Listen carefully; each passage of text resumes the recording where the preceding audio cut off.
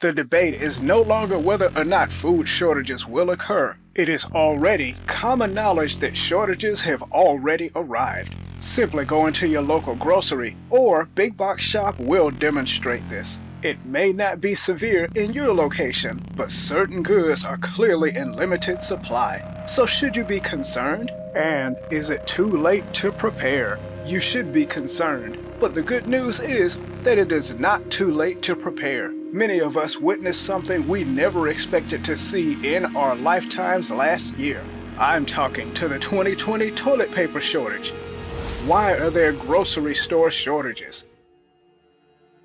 To understand how to deal with an issue, you must first understand why it is occurring. This might help you better determine what you'll need to be better prepared for a catastrophe, such as a food supply shortfall. After all, if you just have a month's worth of food stored for a long-term supply chain issue, you're doomed if the problem isn't resolved. So let's go into the problem we're having with our food supply in today's chaotic world. Because let's be honest, discussing all of the challenges we're dealing with right now would require a book. We'd want to state that there is a single reason of the food shortages in grocery stores that we are seeing, but that is not the truth. The fact is that a slew of issues have merged and spread to form a massive problem that is destroying our food supply chain. Drought in the West. To make matters worse, the western states face severe drought this year. California produces the majority of our fruits, nuts, and veggies. The majority of our cattle is also located in the central and southwest regions. Droughts not only harm crops, but they also generate problems for ranchers. Due to a scarcity of water and fodder, several farmers were forced to cull their herds. This would be a cause for concern in any other year, but when combined with the other factors that are 2021, it's a recipe for disaster. If you want informed and prepared for the shortages we could face in the future, please leave a like and subscribe to Economic Empires so we can notify you when a new video comes out. Labor shortages.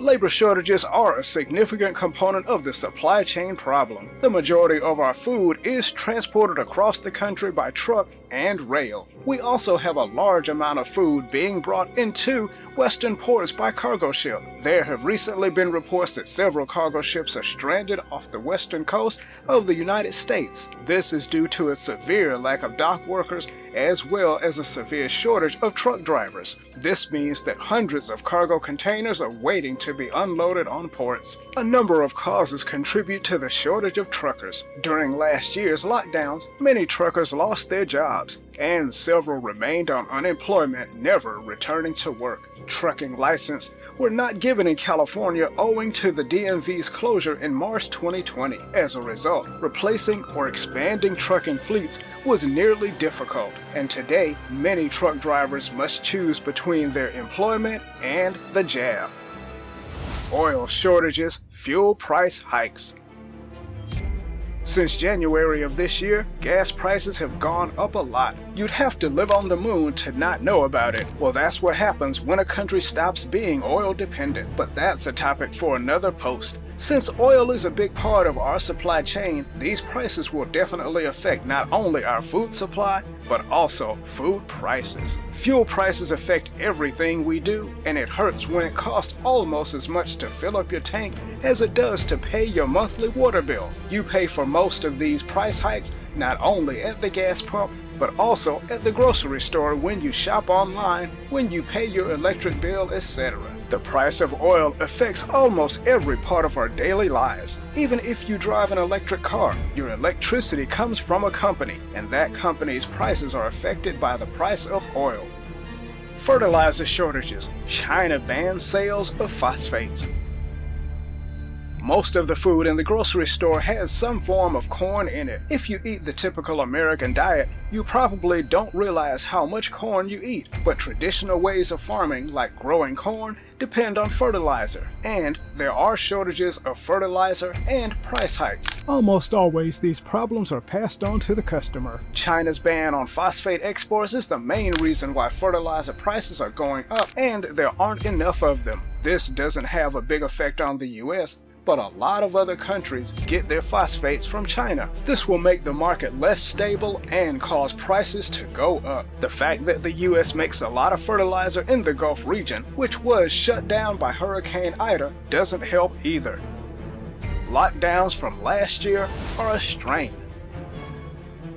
It is not a surprise that the lockdowns last year had a big impact on our economy and led to problems in the supply chain. It was like someone put the brakes on our system and tried to do a hard reboot. There had to be a chain reaction. When things started to get better, many people who had been fired found out that they could stay at home and get unemployment that paid more than their old job. Many people were very tempted by it. It was too much for our economy to handle though. Now there is a backlog of goods that have been ordered, not enough stock, and not enough people to deliver the goods. It had to catch up with us at some point. Cyber attacks. The Colonial Pipeline and JBS Foods attacks. The two biggest cyber attacks so far in 2021 had a direct effect on our food supply. One of the most important fuel lines on the East Coast is the Colonial Pipeline, and as we said earlier on, when there is a strain on our fuel supply, it hurt our food supply. It caused gas prices on the East Coast to go up by a lot and caused long lines at gas stations. And it's easy to see how this would hurt the trucks that transport food around the region.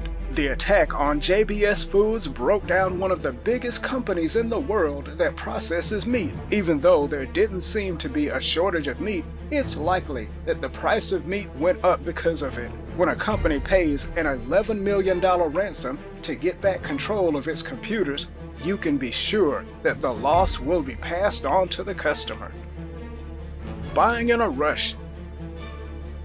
People thought that preppers bought up all the toilet paper before the year 2020, but they couldn't be further from the truth. We had already built up a stockpile over the years by buying things that were good for the world. The same thing can be said about food. The best way to be ready is to buy a little extra on each shopping trip. This way of thinking makes sure that everyone gets what they need. Food shortages can only be caused by people who aren't ready and buy a lot of food in a panic. But if you plan ahead and do some smart things, you can be ready and not cause problems for your community. How long could there be a lack of food? There's really no way to know how long food shortages will last. To be honest, during the Great Depression in the 1930s, I'm sure our grandparents and great-grandparents asked the same question. As we've seen, there are a lot of things that affect what we see in the grocery stores, and that makes me think that the products that are available will change not only over time, but also from place to place. The best thing anyone can do is to be ready for the worst and hope for the best. And now, more than ever, it's important to depend less on our fragile food system. If you enjoyed this video, please leave us a like and subscribe.